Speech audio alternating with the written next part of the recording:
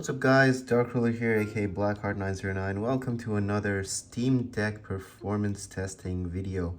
And this is a game I haven't tried before. This is going to be Ace Combat Skies Unknown. I've played this game on PC, but I haven't tried it on the Steam Deck. And yeah, this is another one of those Xbox 360. Actually, this is Xbox One, PlayStation 4. So it's a little bit newer in terms of generation, but it wasn't too difficult to run. I've seen this game run really well on the Nintendo Switch. I've seen it run well on PCs, scaling back and to like lower hardwares. I've ran it on my 7950 back in the day, 8 gigs of VRAM on that thing, the AMD 7950. So yeah, definitely have some fond memories with this game.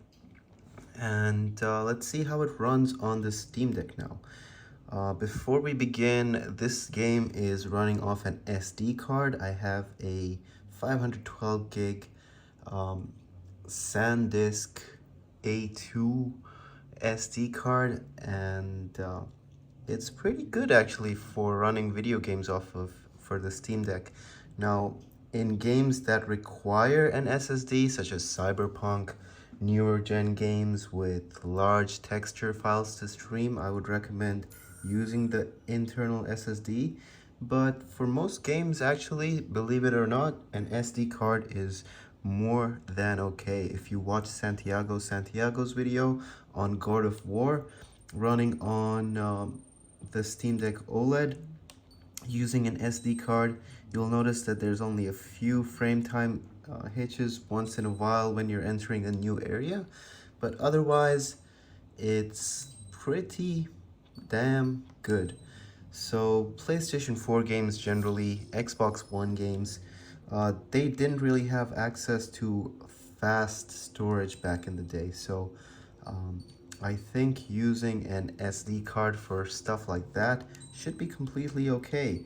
Even some modern titles don't really require an SD card, an SSD, sorry. So let me just turn the performance display up. I'll have it on the side of the screen. Let's get it to this one so we can watch the gameplay. So no frame rate restrictions. I'm just making sure it's 90 Hertz over here. And then we can adjust the settings together. Bloom is on, motion blur is off. I actually prefer motion blur, especially if we're running with lower frame rates. But I don't really know how this game performs right now, so let's see. What about the advanced settings? The preset is on middle. There's low, middle, and high, and custom. And they also have some scaling options, which is really nice. So let's go for high right now, and we can go for FXAA high. Everything's on high. Screen space reflections are on. Let's see how this game performs. I'm gonna go into campaign. Let's go through a new game. I believe I've purchased the DLC for this game. I don't really remember. Let me see. Let's go into easy just for now. Okay, maybe I purchased the DLC, I don't remember, but I'm gonna start a DLC mission just so we get past some cutscenes. We don't really have to watch all that, and we can just get straight into the action. So this is Anchorhead Raid. Hopefully it's a demanding mission. I'd like to get worst case scenarios, especially for performance, because getting worst case scenarios shows you how to optimize games better. If you can optimize for the worst case, then you should be able to optimize for anything, basically. Let's go for this one. So yeah, these are probably the DLC planes. That looks pretty sick. So I haven't played this game in a really long time. I don't remember the controls. I don't remember how to play this game. But for performance testing, that should be irrelevant, I believe. So let's see how we can do.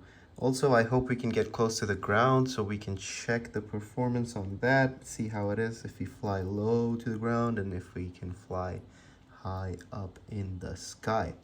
So VRAM is being utilized up to 6 gigabytes, VRAM at 3.3, and it's already looking quite promising.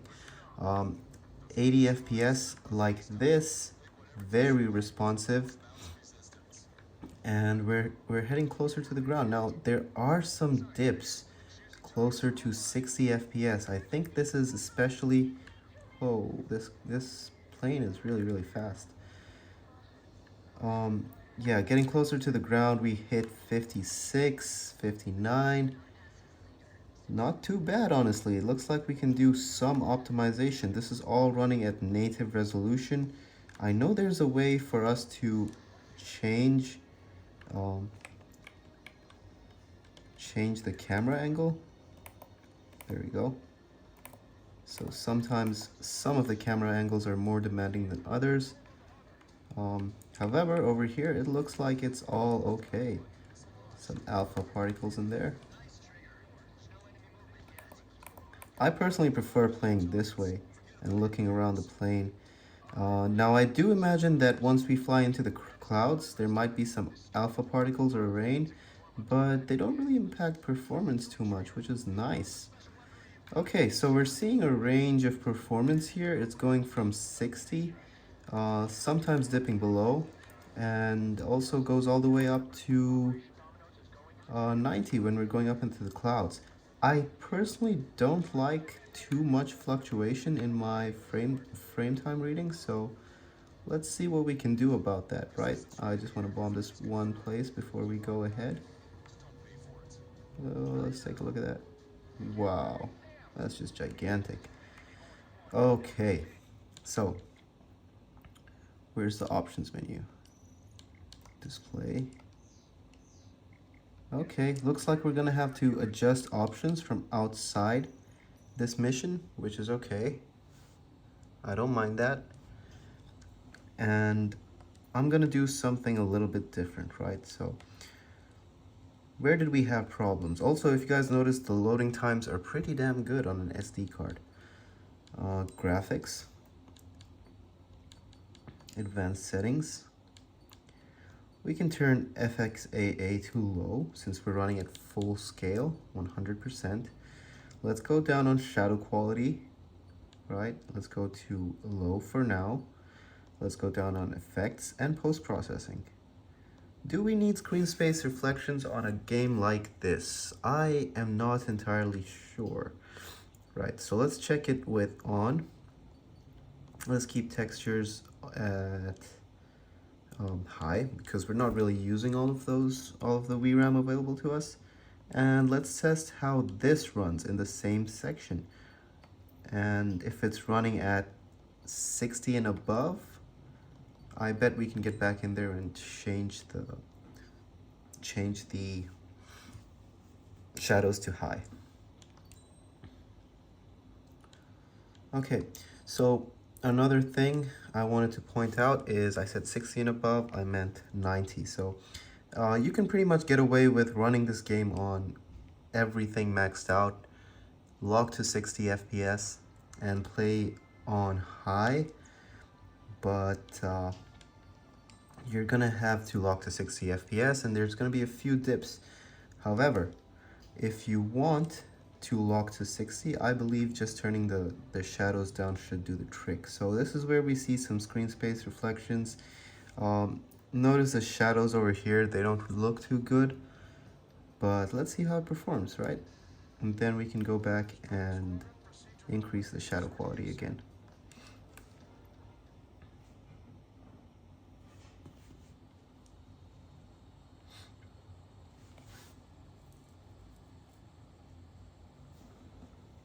And we're back. So we're staying closer to 90 FPS right now in the beginning section. It's not a 100% lock. I don't think changing the camera matters too much. However, there is some more anti-aliasing on these edges you can see inside the plane, on these fine lines. Okay, so we're going down to 70, somewhere around 60. I think it's more CPU bound, maybe, although GPU utilization is 99%. VRAM seems alright. I have cryo utilities installed, which optimizes the VRAM. Some people say it's unnecessary for the OLED models, but I like to do everything possible. Okay, we're not dipping under 60, which is good, right? Which makes me think we should probably go for higher visual quality and lock it at 60 FPS in-game. Alright, let's do that then. So, one final attempt, right? And this would be my recommended settings to play at.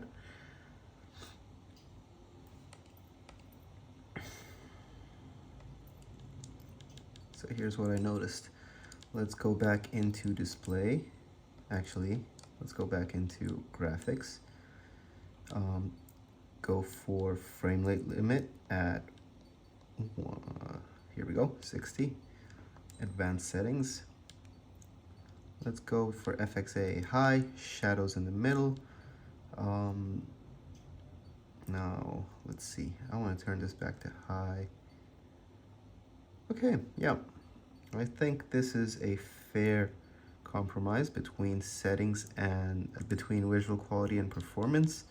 Now we're not playing at 90 FPS, but should I turn post-processing to high? I don't know. Let's see. If we get any dips, if we get no dips, maybe we can try.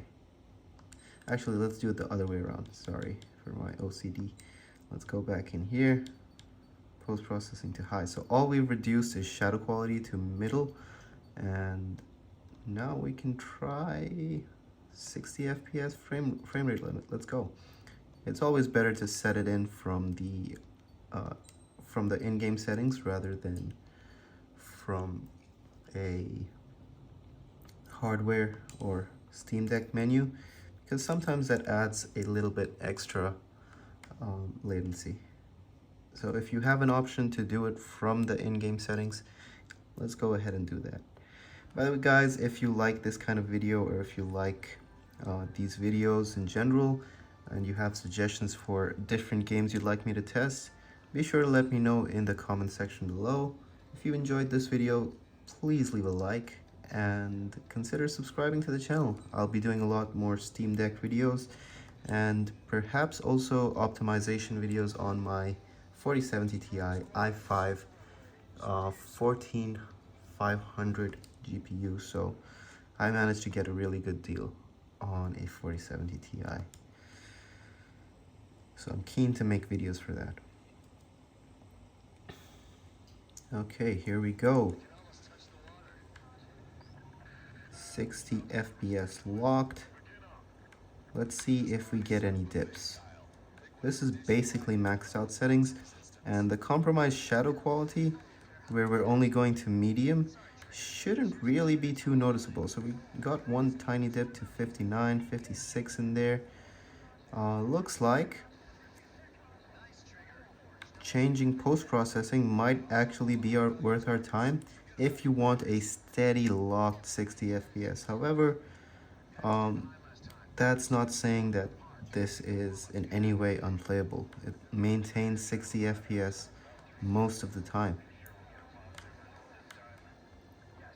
Very, very close to the ground. Absolutely no problem. So, yeah, let's try that one more time. Can I do it from here? No. Okay, 57. Quit mission. Let's go. One last time. It might just be a texture streaming issue, or it might just be something that's unavoidable. So let's see if lowering the settings makes a difference, and if it does not, stick to these settings. Or you can just play unlocked. I think that's a good idea too. But the frame time variation could bother some people. So let's go for middle and middle on these two. I'm sure changing the screen space reflections will make a huge difference, but that's something I don't want to compromise on because, you know, art style. Let's make sure I apply these settings.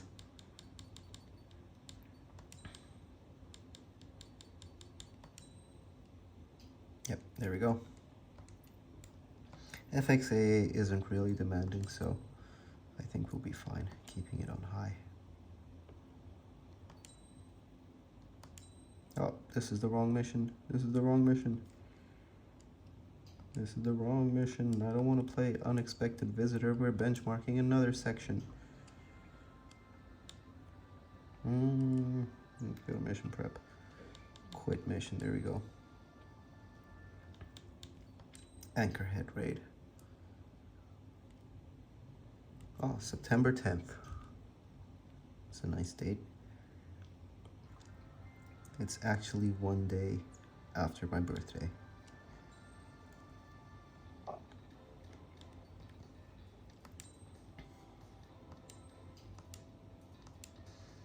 Okay, same thing again. Let's see if we get frame rate drops this time. If we do get frame rate drops, I'm gonna settle on all high except shadows.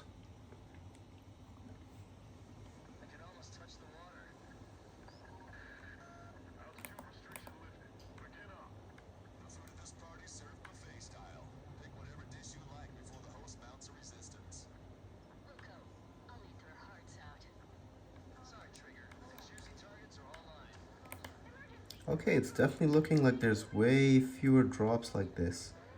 It's pretty much a locked 60 FPS. Oh, 51 for some time. So looking back at your plane could cause some drops.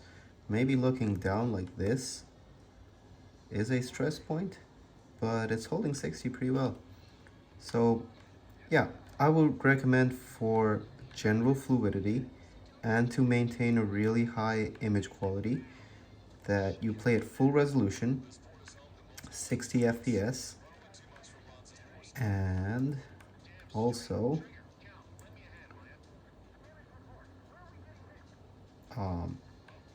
play it this way.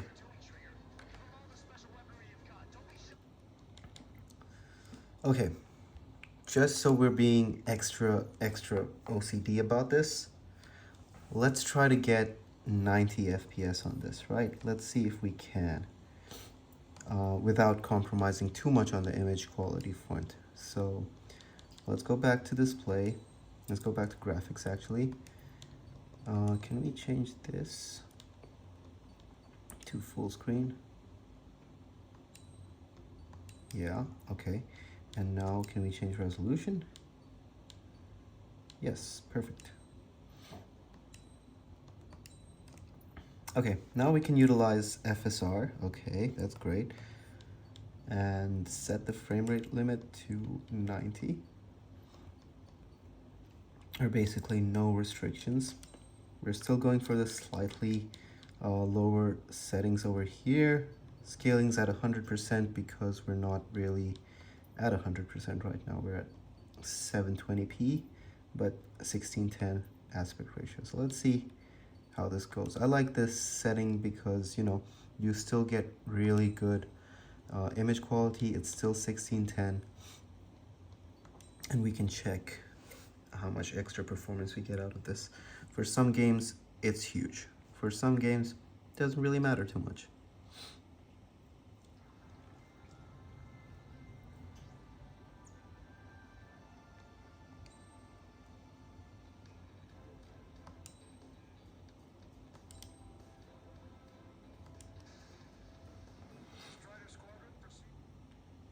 From my perspective, using FSR, it doesn't look too bad actually. The slight sharpening the Steam Deck's native FSR1 adds is useful when you're not scaling from too far away. So yeah, look, 90, 85 FPS, staying close to 90, that's good. We're very close to 100% GPU utilization. Flying close to the ground gets us to 63, 64. Down here, 87. Honestly, I would recommend locking at 60.